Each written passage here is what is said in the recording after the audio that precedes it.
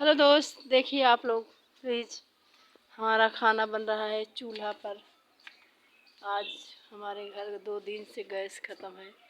पैसा भी नहीं था कि हम अब गैस भरवा लें। ये रोटी बन रही है, देखिए चूल्हा है, यदि ईंट का चूल्हा है। आप लोग हमारी मुसीबत को समझ सकते हैं। और गैस ख़त्म हो गया है, आपको चल के गैस भी दिखाते हैं। गैस पड़ी हुई है, पैसा नहीं है, कहाँ से भराएं। ये मोदी जी दिए थे फ्री में, वही वाला गैस है। मेरे पास औकात भी नहीं है गैस खरीदने का। देखिए ये मोदी जी का दिया हुआ, क्या करें भैया। घर में ऐसा कला मची हुई है कि न जी रही हूँ न मर रही हूँ, कि मर जाऊँ तो भी अच्छा है। कम से कम आत्मा की इस मिट्टी को तो शांति मिल जाए हमारे मरने से। हमारी बहू चाहती है कि ये हमारी सास मर जाए तो हमें राज मिल जाएगा, सिंहासन मिल जाएगा, जो कि कोई काम भी नहीं करती। 2012 में 14 जून को मैंने शादी किया था, 6वां महीने में। एक भी काम नहीं करती है। 2 बच्चे भी हैं, एक 13 वर्ष का है, 12 वर्ष का, और एक 6 वर्ष का है। बस आए दिन मायके वाला उसका साथ देते हैं, उल्टा सीधा बोलती है, मारती पीटती है। घर में परिवार वार, देवरानी से जेठानी से लड़ती रहती है, ससुर से लड़ेगी। कमाई एक पैसा का नहीं है, उसका हस्बैंड कमाता भी नहीं, दारूबाज नंबर 1 का है। वो भी दूसरे आदमी से बात भी, भले बुरे आदमी से बात करती है। घर का सम्मान तो ख़त्म कर दी है, मिट्टी में मिला दी है। उसके न मायके वाले भी न तो कभी पूछे न तो कभी सोचे कि हाँ, कम से कम जाके हम अपने रिश्तेदारों से समझे विचारें। मेरी बेटी क्यों भाग भाग जाती है, 2 साल 3 साल बाहर रहती है, सूरत में क्यों जाती है। हमारे घर खाने के नहीं है, कि हमारे घर पहनने के नहीं है, क्या नहीं है मेरे पास, ये क्यों छोड़ छोड़ भागती है। इसके मायके वाले क्यों इसका साथ देते हैं। गलत, हम लोग तो मारते पीटते नहीं हैं, कभी जीवन में आधी लफ्ज बोले नहीं हैं। मारने और पीटने और गाली तो बात बहुत दूर है भैया। इतना ये महिला हम लोग के सता रही है। मेरा लड़का सतीश इतना सता रहा है, हद पार कर दिया है। ऐसे बेटे को तो जन्म ही लेते ही मर जाना चाहिए। अगर मैं जानती होती ना कि ये आगे चल के यही मेरे साथ करेगा ना, तो हम इसको पैदा नहीं करते। बचपने में ही मर जाता तो ठीक रहा, जैसे 2 मर गए थे, ये भी मर जाता। आप लोग बताइए।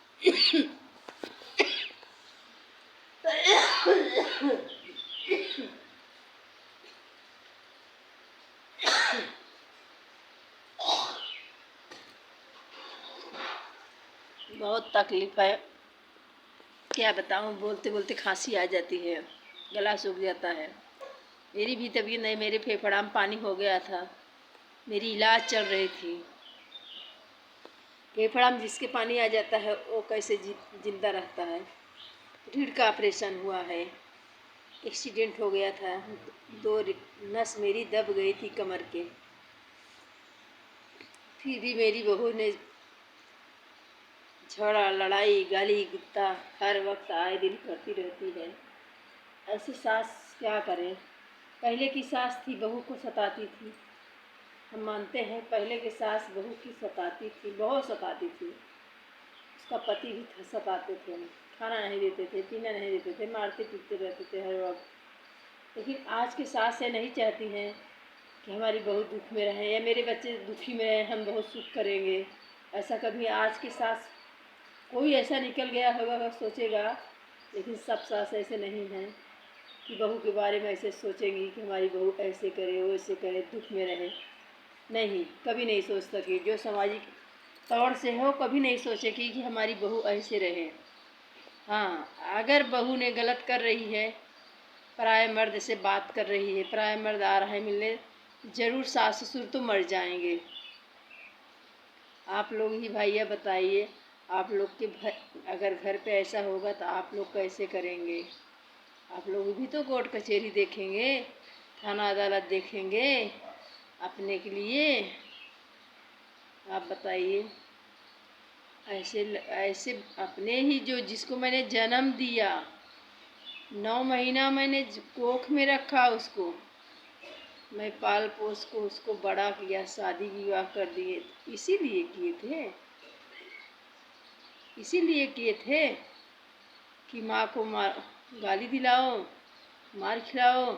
कभी आप लोग 1 रुपया के सब्जी नहीं लाते हैं, नमक नहीं लाते हैं, हम करते हैं। अपने पतिदेव से पैसा मांगते हैं, मंगाते हैं, करते हैं। कभी ये लोग पैसा हमको नहीं दिए हैं।